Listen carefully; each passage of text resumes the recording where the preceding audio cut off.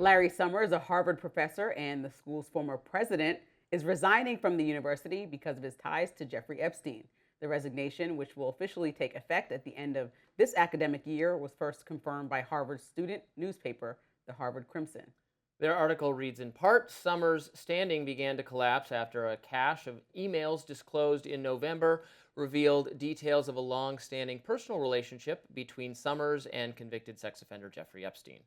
Summers regularly exchanged messages with Epstein about women, politics, Harvard-linked projects over at least 7 years, staying in contact as late as July of 2019, the day before Epstein's final arrest. The correspondence between Summers and Epstein, which tallies thousands of emails and phone calls, reveals an intimacy that far exceeded the bounds of a professional relationship. Summers has had a long career as a highly influential figure in American economics, having previously served as the U.S. Treasury Secretary for President Clinton, and then he went on to serve as Harvard's president from 2001 to 2006. In a statement to the Crimson, Summers said the decision to resign was difficult, but he said he still looks forward to engaging in research analysis and commentary on a range of global economic issues. Representative Thomas Massie, one of the co-authors of the Epstein Files Transparency Act, responded to the news of Summers' resignation. He wrote on X, quote, "You're welcome. It's not a hoax." And John Deaton, an attorney and current candidate for U.S. Senate, writes, quote, "It's about time we need to investigate Epstein's connection to both MIT and Harvard more extensively." Following the revelations of his relationship with Epstein, Summers has parted ways with numerous other organizations, including the New York Times, Bloomberg, and OpenAI. He's also issued a lifetime ban by the American Economic Association back in December. Look, judgment is a key responsibility of anybody in leadership or high-powered positions. Your judgment of keeping in touch with somebody who was charged with sex trafficking and historically in the past 2008 convicted of prostitution of minors is not appropriate. And when you're on with the top decision makers of this country or one of the best schools in this country, a lot of people probably wouldn't feel comfortable with your presence or decision making. And so I'm sorry, that's the name of the game that you played. And people want to know about how, because this unfolded, I understand your frustration about not seeing the exact sex trafficking as plain as we all thought we would see it. Hey, what is this? But You're the fact that from Thomas Massie.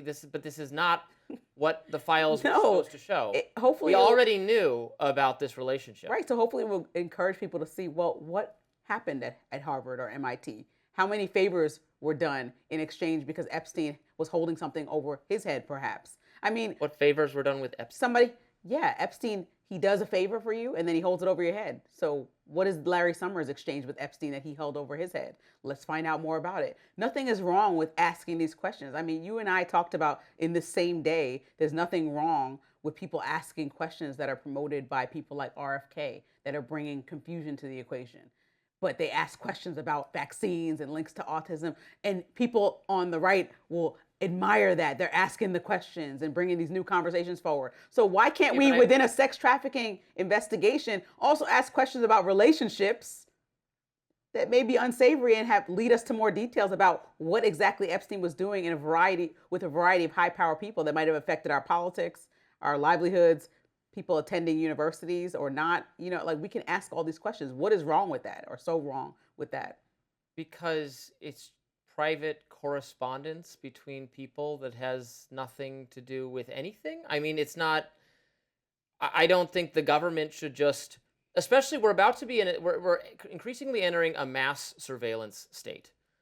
Because there's cameras recording us all the time, and everything is electronic. And the federal government, for reasons of legitimate criminal investigations and national security and some less legitimate things, is trying to compel companies, AI companies, tech companies, to create backdoors into all their software so that the government can access it at any time.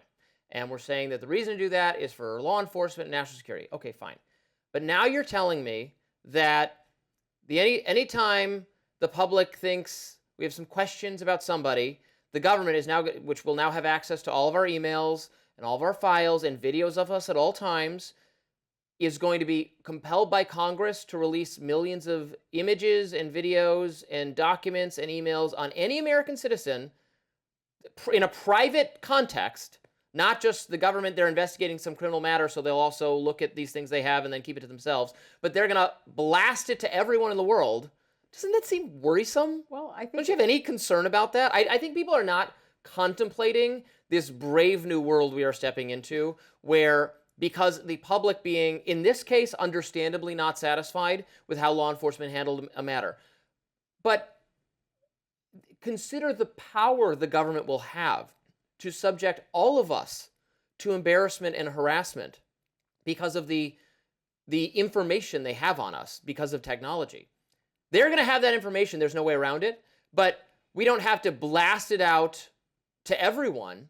exactly. I think this is going to get very dangerous. This shouldn't be I really exercised, hate it. and you're overblowing the whole thing. So yeah, there should be concern if we start to do this for random cases. This is somebody who a lot of people feel like has operated with impunity through several different administrations. A lot of questions have been raised. There's been victims that have shown their face and are fighting for a cause. It's a bipartisan effort to get these files released. I mean, both sides of the aisle will have to agree to move forward with something like this.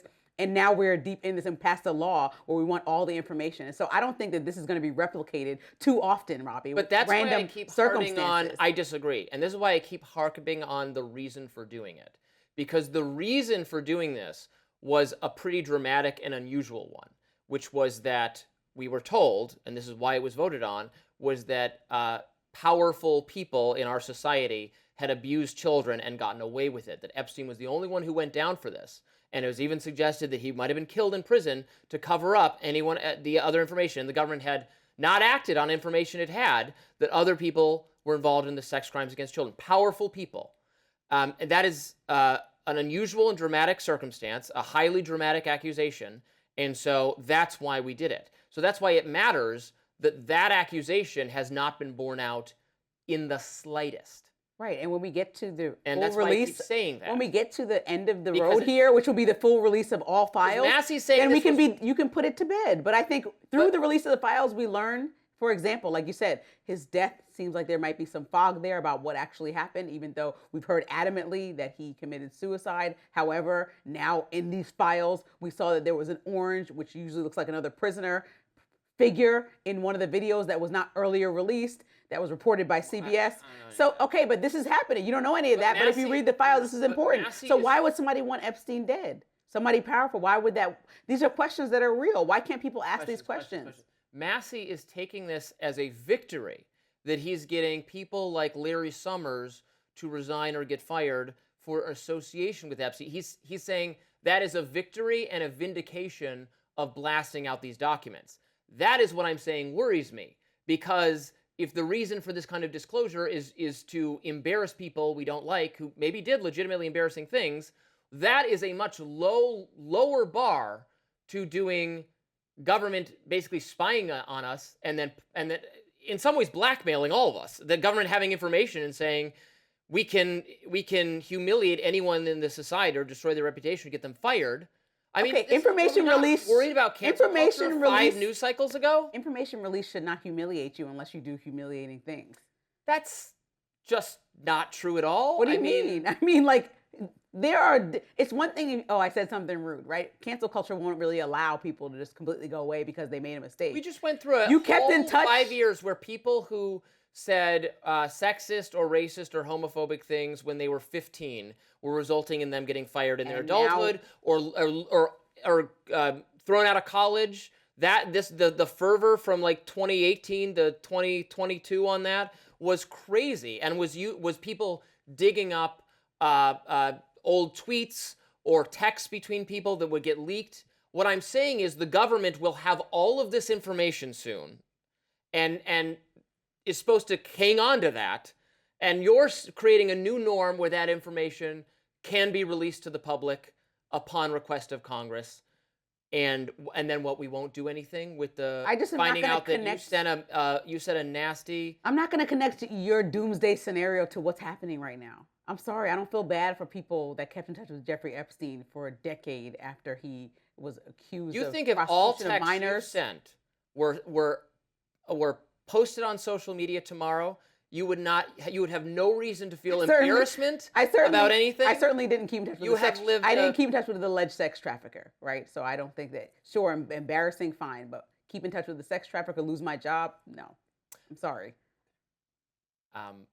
Again, there's not evidence of him sex trafficking anyone, so there's evidence because of there's him murkiness around his having death, and we didn't get to sex see that with trial underage through. people. Right. So that's not somebody that's my friend. I can say that for certain. And I would have supported and did support Jeffrey Epstein being prosecuted, but I don't support a broad campaign to cast everyone out of their positions who has ever emailed with him, because that to me is cancel culture and bad. And I don't think, yeah, I just don't think so.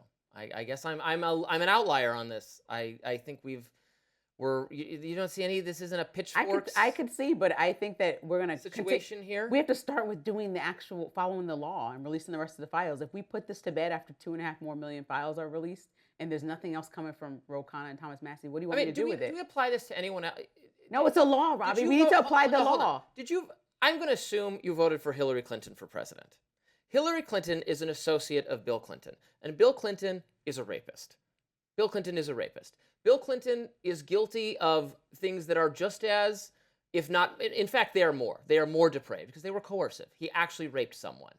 That is worse than Jeffrey Epstein. So, I mean, wasn't Trump? So everyone who was ever... I'm lost. Doesn't the same situation not apply to Trump? I mean, he was convicted in a civil case. Of anything. In a civil case, yes. He's been accused in a civil case. Right. Exactly. So right. here but we are. I don't believe the accusations against Trump. No, just because it works better in your favor to not believe? No, I believe the accusation against Bill Clinton, and I don't know one way or the other. So accusations, and I want to be clear, accused, you decidedly believe one, but not the other one. And that's what you're just going to go off of. I believe Bill Clinton is a rapist, yes. And continuing to associate with him under this incredibly broad idea that no one should have any contact with bad people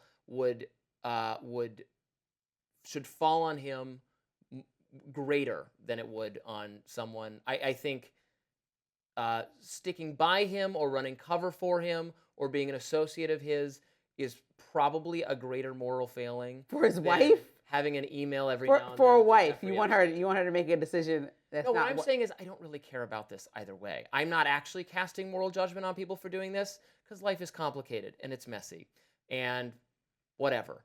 But if we're starting to have this, we're gonna go get everyone fired. Whoever sent an email to Jeffrey Epstein. Like he was the leader of the Democratic Party for years. His wife tried to run for president again. You could see that this Jeffrey Epstein investigation, you should take one thing away. This is really unbiased. I mean, Larry Summers is getting under attack. Bill Clinton is under attack because of this. Everybody should be under attack. I'm unbiased in that way. I don't care who gets canceled because they have associations to someone convicted of prostitution of minors. I don't care. I think we've worked ourselves into a moral panic over this, and it's very arbitrary and very selective. And I think we got to leave it there. Yeah, we're going to keep talking about this for sure, though. We have a lot more to talk about on Rising. Stay with us.